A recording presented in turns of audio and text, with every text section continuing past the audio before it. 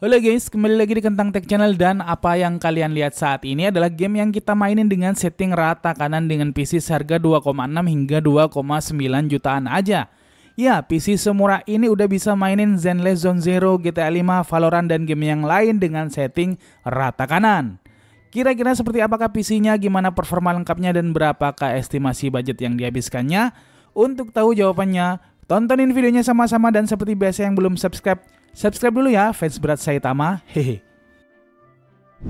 Nah, untuk rakitan kali ini kita akan mulai dari casingnya dulu. Untuk casing sebenarnya bebas mau pakai apa aja. Mau pakai casing bekas pun jadi karena rakitan PC kita kali ini temanya low budget alias kirihori.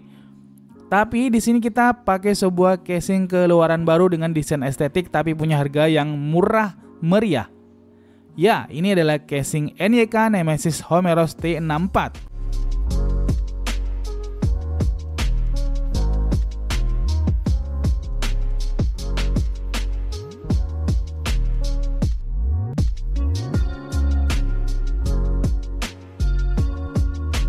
Seperti yang kita lihat, desain aqua begini udah rata dipakai oleh beragam produsen casing.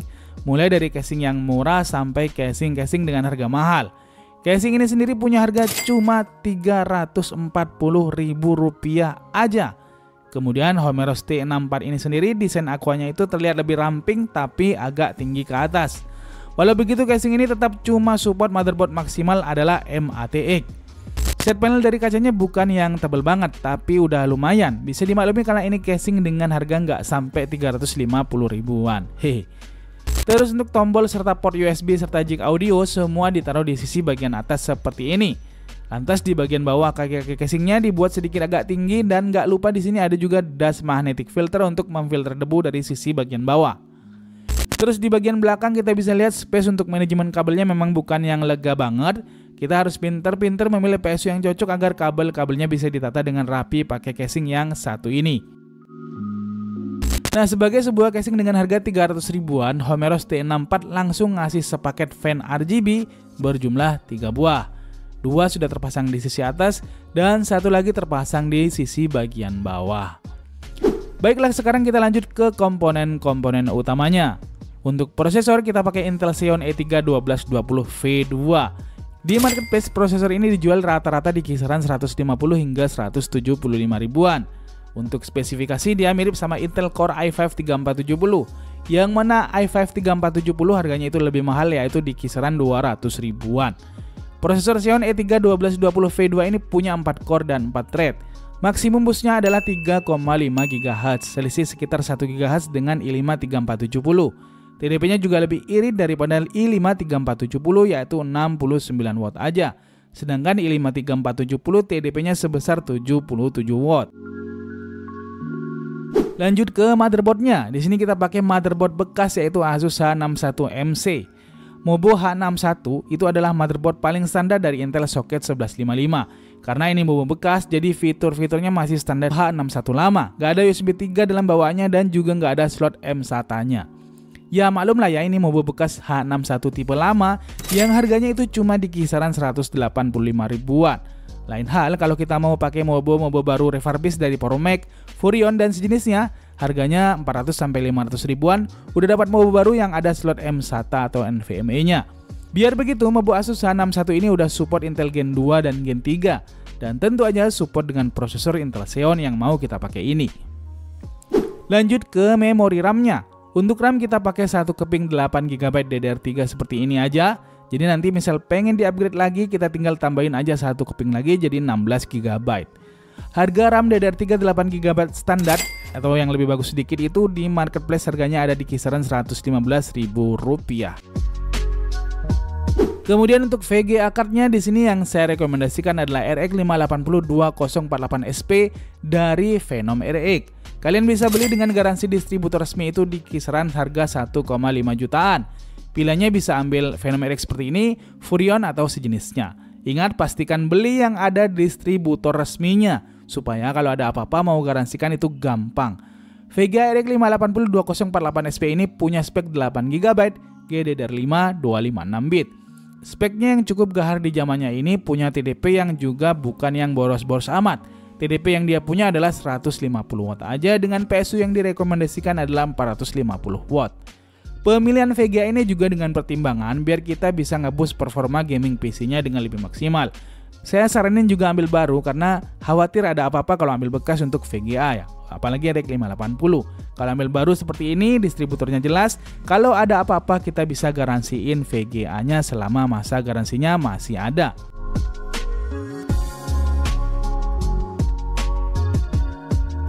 Selanjutnya kita ke storage. Untuk urusan storage di sini kita pakai satu buah SSD SATA biasa sebesar 128 GB untuk sistem. Kemudian kita tambahin harddisk 500 GB untuk nyimpen data serta game-gamenya. SSD 128 GB yang lumayan itu ada di kisaran 180 ribuan. Sedangkan harddisk 500 GB harganya cuma sekitar 100 ribuan. Jadi total untuk storage kita butuh dana sekitar 280 ribuan. Lanjut ke power supply-nya. Di sini kita pakai PSU bekas seperti ini, dan ini adalah PSU 500 watt dari Superflower. PSU bekas seperti ini kita bisa beli di marketplace itu di kisaran harga 300 hingga 350 ribuan. Itu pun kita udah dapat yang 80 plus white.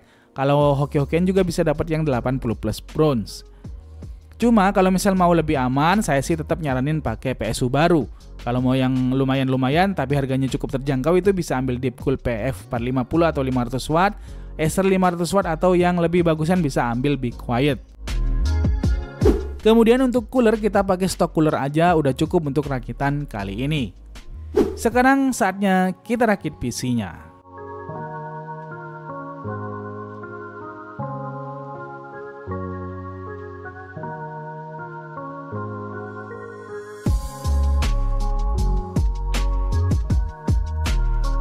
So, jadi inilah dia tampilan PC-nya setelah dirakit. PC ini walaupun termasuk carry tapi dengan casing Homeros T68 seharga 300 ribuan, tampilannya jadi elegan seperti ini.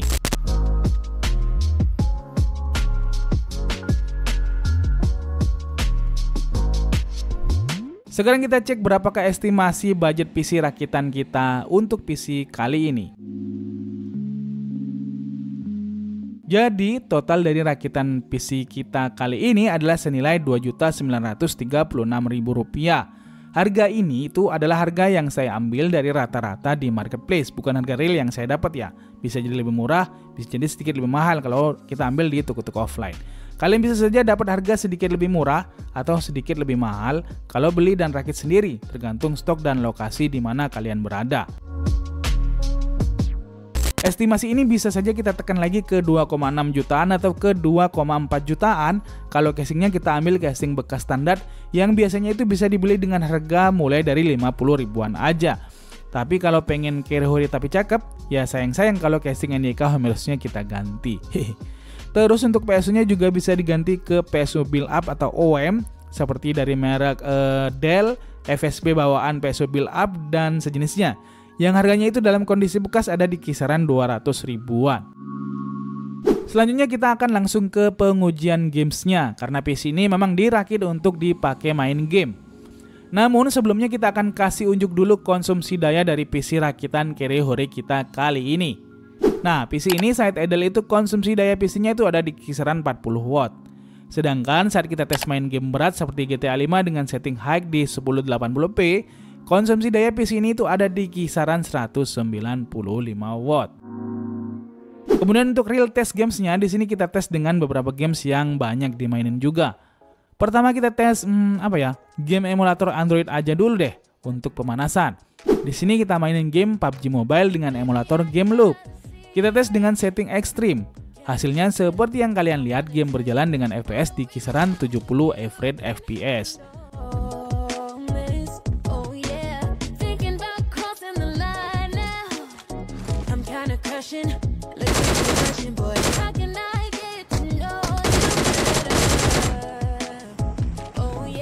Lanjut kita tes dengan main game Zenless Zone Zero.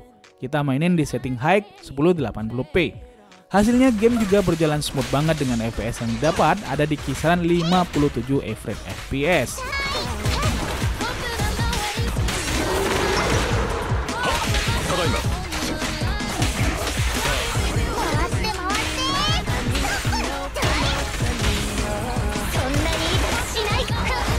Lanjut ke games Valorant. Setting yang kita pakai tentu saja rata kanan alias high di 1080p.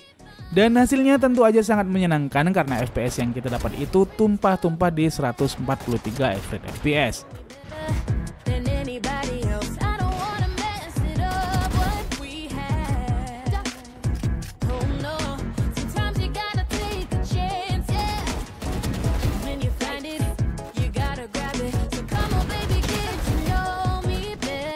Kemudian kita coba mainin games GTA 5 dengan setting very high.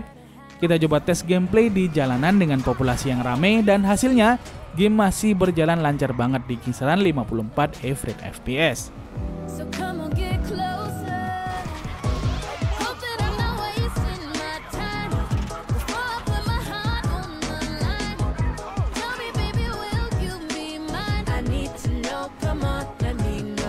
Ada pula game bola yang banyak di request, yakni PES 21 dengan update patch eFootball 2024. Setting yang kita pakai high full rata kanan di 1080p dan di sini sengaja phasingnya kita off biar bisa lihat FPS-nya secara lebih detail. Dan ya, seperti yang kita lihat bersama, game berjalan dengan FPS ratusan hingga di kisaran 104 fps. Mantap.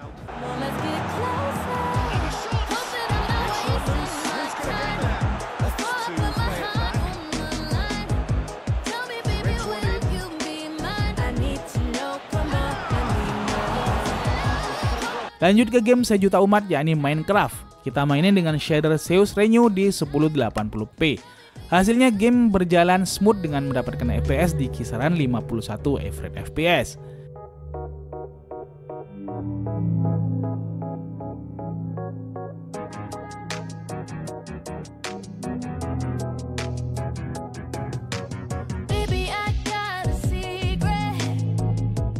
Terakhir kita coba mainin game yang juga lagi rame banget, yaitu Wuthering Waves. Setting tentu aja ultra high di 1080p. Hasilnya gimana? Tentu aja PC carry hode kita masih sanggup untuk mainin games ini dengan mendapatkan FPS rata-rata di kisaran 51 fps.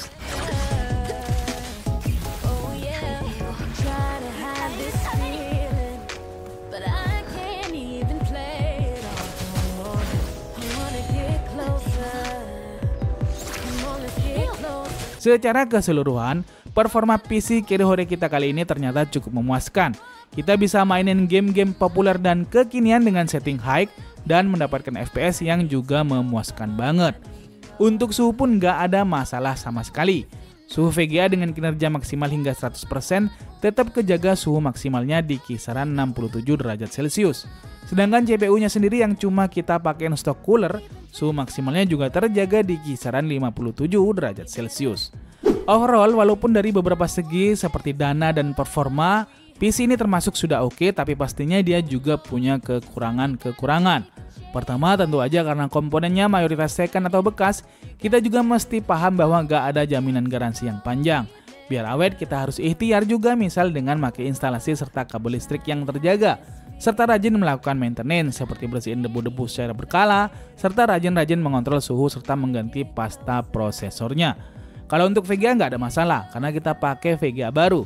Tentunya dia punya garansi resmi yang terjamin.